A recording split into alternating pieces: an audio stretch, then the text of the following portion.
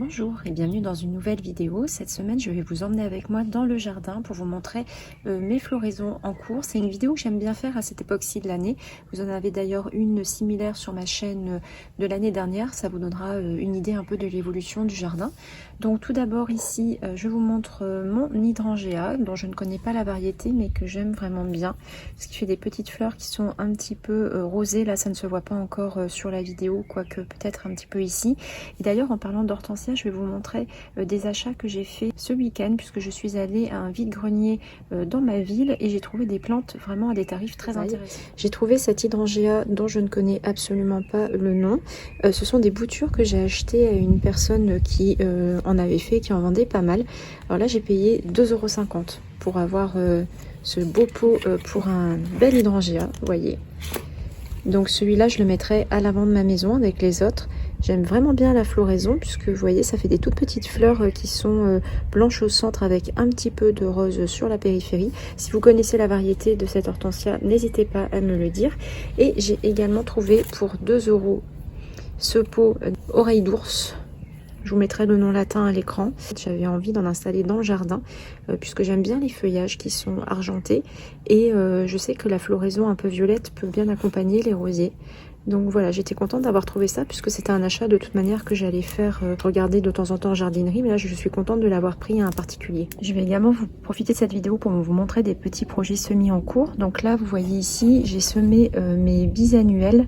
Donc là ce sont des roses trémières. Pour les roses trémières, j'aime bien privilégier en fait ce système pour le développement avant de les mettre en place à l'automne. Ça a une racine qui est pivot, donc ça a besoin quand même de place pour pouvoir se développer. Donc moi j'aime bien les repiquer en jardinière et les laisser patienter jusqu'à ce que je les plante.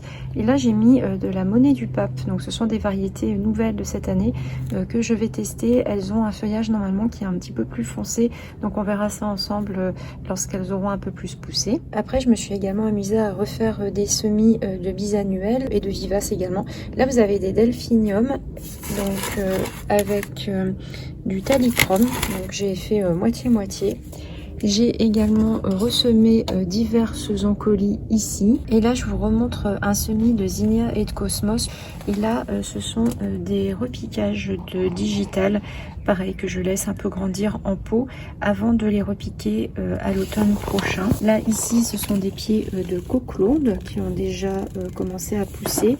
Et là, c'est des petites plantes qui sont en attente que je vais venir installer un peu plus tard au jardin. Là, ici, vous avez encore d'autres zinnias qui patientent. J'attends qu'ils poussent un petit peu plus avant de les installer en terre. Donc, j'ai dû relancer quand même pas mal de choses. D'ailleurs, pour un point sur mes bouturages de zinnia, pour l'instant, j'en ai un qui a commencé à raciner. Mais ça vient juste d'arriver, donc je vous tiendrai bien sûr au courant de savoir si cette technique de bouturage fonctionne bien ou pas. On repart sur les floraisons, notamment de cette sauge que je vous avais montré dans mon haul Fête des plantes. Vous pouvez voir la couleur qui est vraiment très fidèle, elle est magnifique. Des nouvelles de mon basilic, vous voyez, ça fait vraiment des toutes petites feuilles un peu triangulaires, donc là il pousse plutôt bien.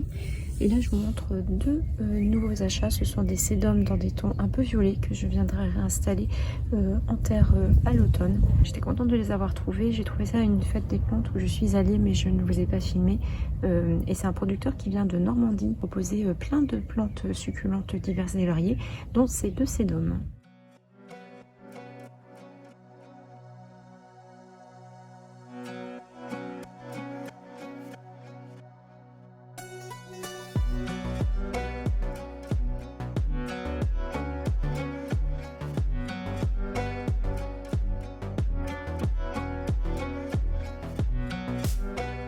Regardez ce que je viens de voir en me promenant devant mon massif. Là, je pense que c'est une nigelle qui s'est hybridée, puisqu'elle ressemble beaucoup à une African Bride avec ce côté d'étamine violet, comme vous pouvez voir ici. Là, ce sont des African Bride qui se sont ressemées, mais elle a vraiment des pétales bleus presque violets. C'est vraiment très très beau. Et là, vous pouvez admirer la floraison de mon géranium femme fatale. Je viens juste de voir qu'il venait de faire une fleur. Je croyais l'avoir perdu puisque il avait un petit peu souffert de l'épisode de chaleur du mois de mai, mais là je vois qu'il est reparti. C'est un géranium qui est très beau, vous voyez, il a un feuillage qui est un peu foncé. Voilà, je suis contente de le voir repartir, ça c'est la bonne surprise d'aujourd'hui. Alors là, je voulais vous montrer un petit peu les zinnias qu'on a passés ensemble. Vous voyez, je les ai mis en terre en les protégeant bien parce que j'avais un peu peur des limaces. Là, c'est l'endroit où j'ai pincé et une semaine après, il y a déjà plusieurs feuilles qui sont en train de repousser. Donc, je viendrai vous montrer la floraison, mais voilà, n'hésitez pas à passer vos zinnias, ça marche très bien. Alors, on m'a demandé pour les cosmos comment il fallait faire, je vais vous montrer. Au passage, la floraison de mon calendula. Voilà, c'est un orange qui est un petit peu veiné dans les tons abricots, vraiment très beau. Et donc, si vous voulez pincer un cosmos, bon là je vais pas le faire pour celui-là, mais en fait il faut que vous comptiez le nombre de nœuds. Donc, par exemple, on pourrait dire qu'on pourrait venir pincer ici. Vous coupez là au-dessus d'un nœud. Donc là, vous avez un nœud ici, c'est là où partent les 2 feuilles. Vous coupez ici. Et en fait, la fleur va après se ramifier comme pour le zinnia. Donc c'est quelque chose vraiment qui est très simple et qui vous permet de bien ramifier vos plants pour pouvoir avoir plus de fleurs. Regardez un petit peu, là, c'est une surprise du jardin. Je n'ai jamais planté ça chez moi. C'est au niveau de ma haie de tuya, c'est apparu. En fait, ça faisait un moment que je voyais ça pousser, je me demandais ce que c'était. Et en fait, c'est une passiflore. Bon là, je peux pas vous montrer de fleurs, je colonise un petit peu mon tuya. Voilà donc ma première fleur de dahlia. Aujourd'hui, on est le 6 juin et vous voyez que j'ai déjà la possibilité d'admirer une première fleur. Je vous remettrai le nom du dahlia à l'écran. Il est très beau en fait, il a un cœur qui est un peu orangé avec le bout des pétales qui est violet, on dirait un peu un coucher de soleil, c'est magnifique. Je viendrai revoir comment la fleur évolue dans le temps. Que démarrer vos dahlias en sachet ou en pot, ça vous permet vraiment d'avoir des fleurs beaucoup plus tôt. Cette année, avec mes semis de graines spontanées, j'ai obtenu ce bois de senteur qui est vraiment très beau. Il est presque grenat. Il a vraiment un rouge qui tire sur le noir. J'aime bien, et à côté, j'en ai un qui est un petit peu plus rosé. Donc je vais garder de la graine. Les pois de senteur c'est assez fidèle, donc si la couleur vous plaît, vous pouvez en récupérer pour l'année prochaine.